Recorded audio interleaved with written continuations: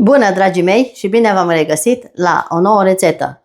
Astăzi vă voi face o nouă prăjitură, o prăjitură foarte rafinată pentru cele mai rafinate gusturi. Și aceea se numește prăjitura excelent.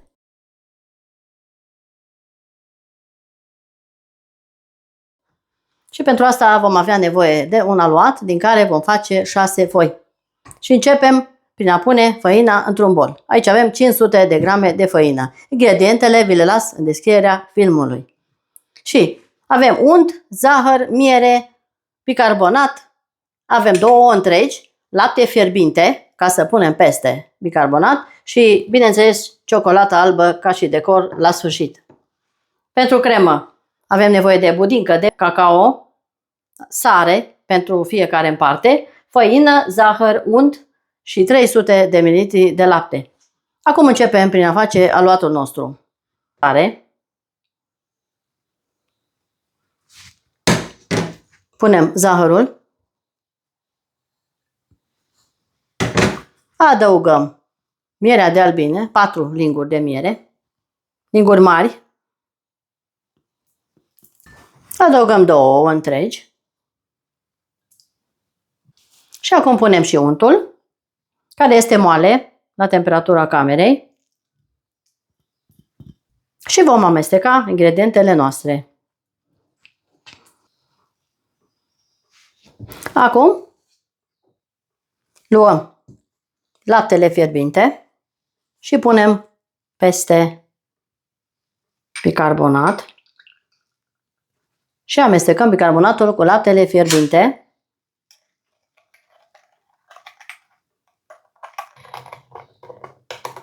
Până avem un bicarbonat cremos din cauza laptelui fierbinte, pe care îl vom turna peste aluatul nostru. Vedeți, consistența este gros. Amestecăm puțin, după care vom frământa cu mâna bine spălată. Acum frământăm cu mâna.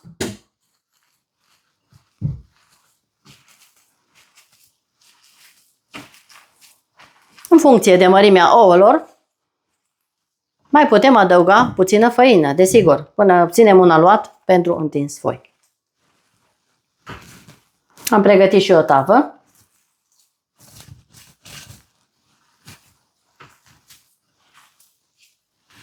O să vă scriu și în descriere și mărimea tăvii mele. Și cât am ținut-o la cuptor. Este o prăjitură foarte elegantă. Foarte, foarte, foarte delicioasă. La superlativ. Mai adăugăm puțină făină pentru că ouăle au fost de mărimea L, mărime mai mare. Mai adăugăm făină.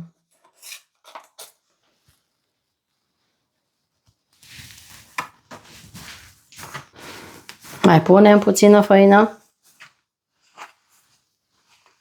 Vă spun la sfârșit cât am folosit eu. Acum voi pune aluatul pe masa de lucru.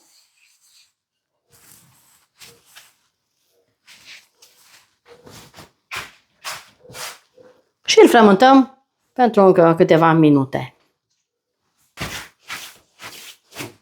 Așa arată aluatul nostru. Foarte, foarte, foarte bun. Iar acum îl adunăm într-o bilă și îl voi pune într-o pungă. Apoi la frigider pentru un sfert de oră, 20 de minute. Și între timp voi face crema pentru foi. Ne vedem curând. Acum voi face crema. Într-o oală punem la foc 200 de ml de lapte să se fiarbă. Iar acum vom amesteca cu lapte rece o budincă de ciocolată, 2 linguri de cacao mari, zahăr,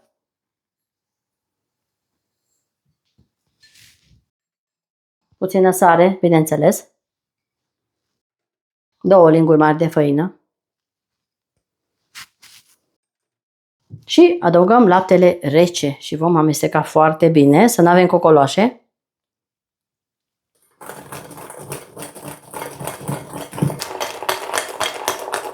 Compoziția arată așa.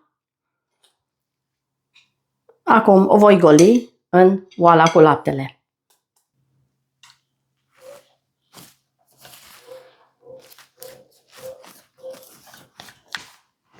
Și vom amesteca până se îngroașă crema noastră la foc mediu.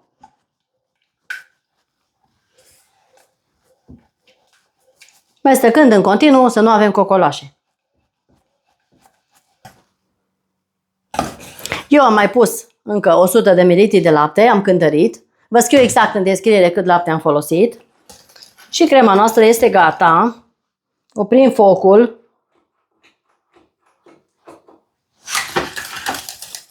Așa arată crema noastră. O vom goli într-un bol și o vom lăsa la răcit complet acoperită. Între timp voi face și foile. Acum o golim într-un bol curat pentru a se răci mai repede.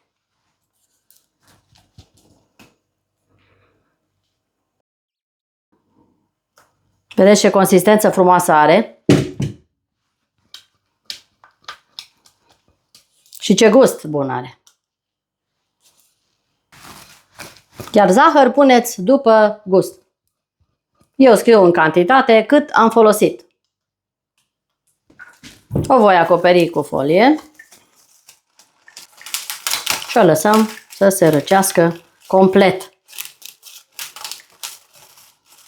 După care o vom amesteca cu mixerul și cu untul.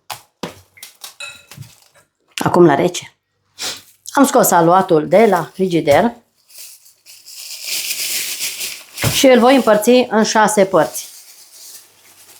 Dacă vreți, puteți să-l cântăriți, să fie părți egale.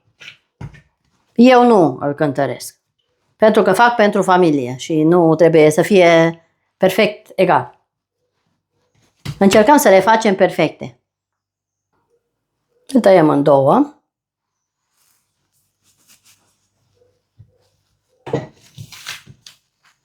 Așa arată. Foarte, foarte bun. Acum în 3 bucăți. Încingem cuptorul la 180 de grade Celsius și cu făină ne ajutăm să putem întinde foile. Întindem prima foaie.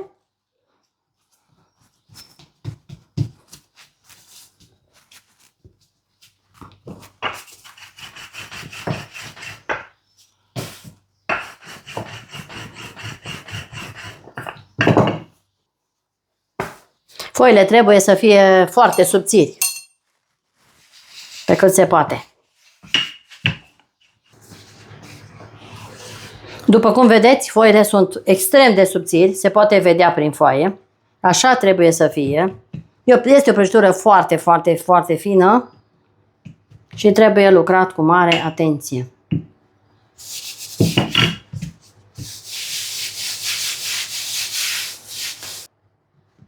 Și o vom pune pe hârtie de cop, bineînțeles. Băgăm foaia de copt sub foaie pentru a nu se rupe și a fi foarte ușor. Și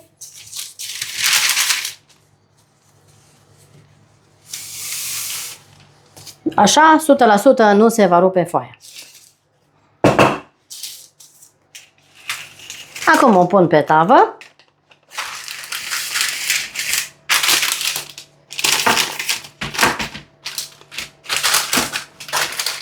Și o să vă spun cât a stat la mine în cuptor. Și așa continuăm cu toate foile până le terminăm pe toate 6.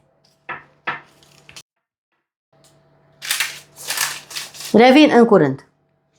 Acum vom întinde și ultima foaie și o să vă arăt un truc cum putem face noi cele mai subțiri foi fără a le pune în tavă cu sucitorul. Vom pune hârtie de copt de desubt. O să vă arăt cel mai fain truc de a pune foile în tavă.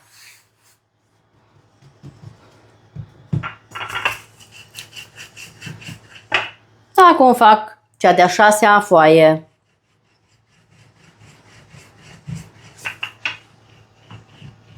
Aceasta este o prăjitură unde trebuie să avem cele mai subțiri foi posibil, pe cât se poate de subțiri.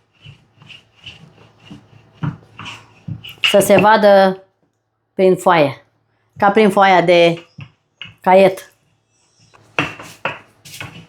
Deși sunt foarte subțiri, puteți vedea cât de ușor se întind, cât de bun este acest aluat pentru aceste foi.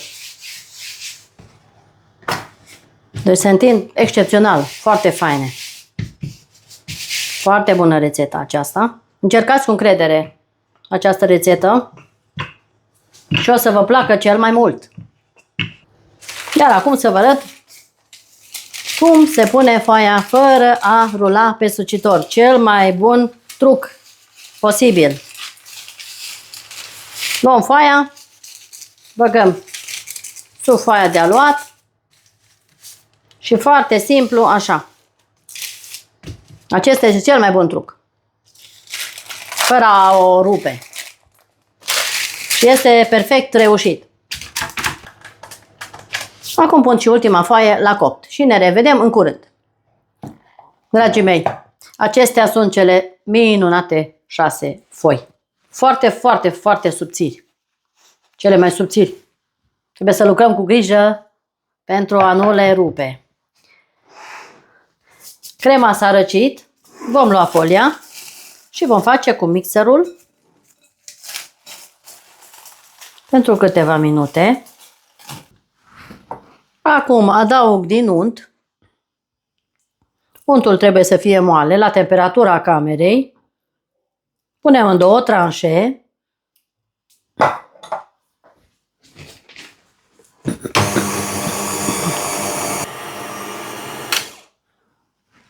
Punem și restul de unt. Am pus și restul de unt. Acum voi amesteca foarte bine crema noastră. Crema noastră este gata. Arată și are un gust senzațional. Încercați cu mare încredere această deosebită cremă. Pentru că este un deliciu absolut.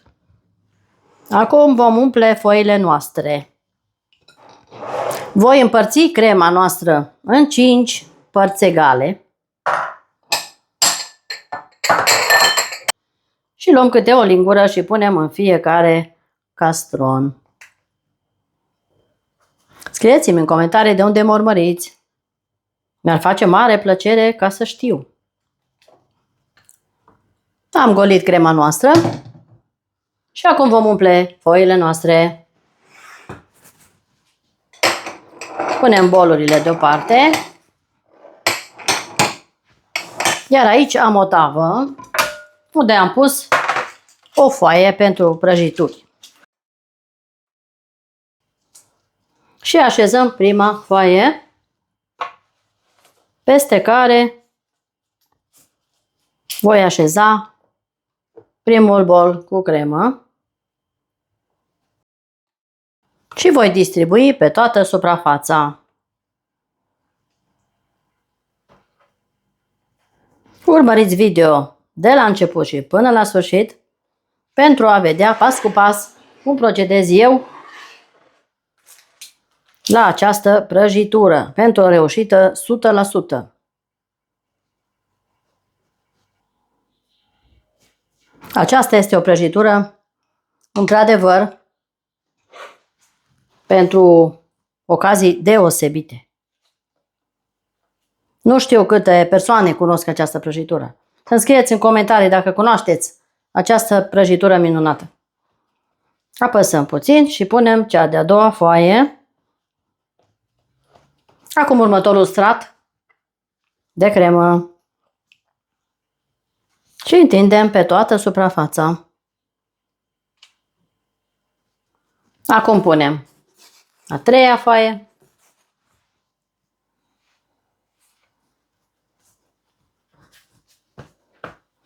Și tot așa până terminăm toate foile și toată crema de umplut.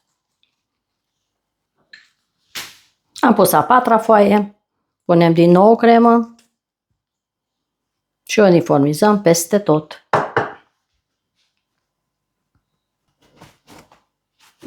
Acum ultima foaie, punem crema,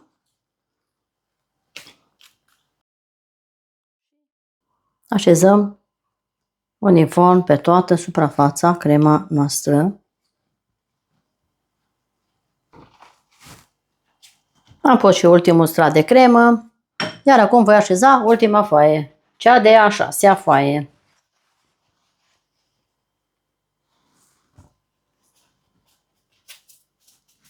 Apăsăm.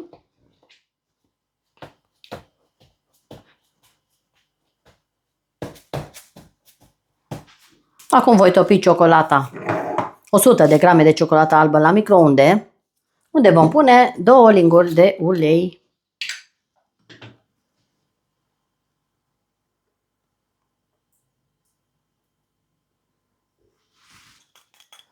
Am topit ciocolata la microunde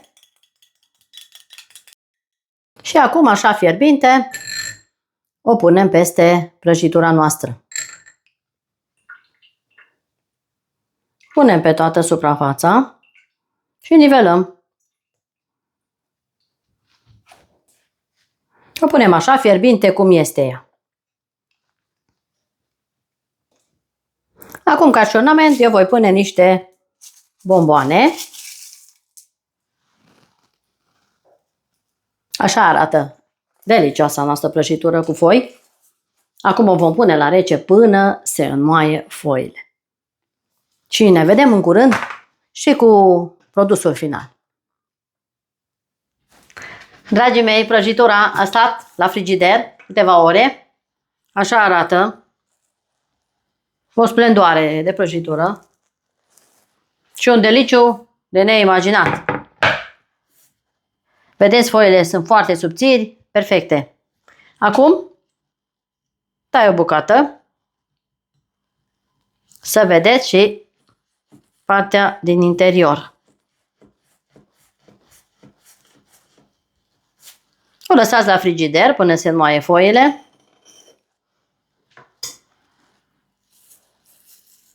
Aceasta este minunata noastră prăjitură. Încercați rețeta și o să vedeți ce bunătate avem noi aici. Să tai, să vă spun și gustul.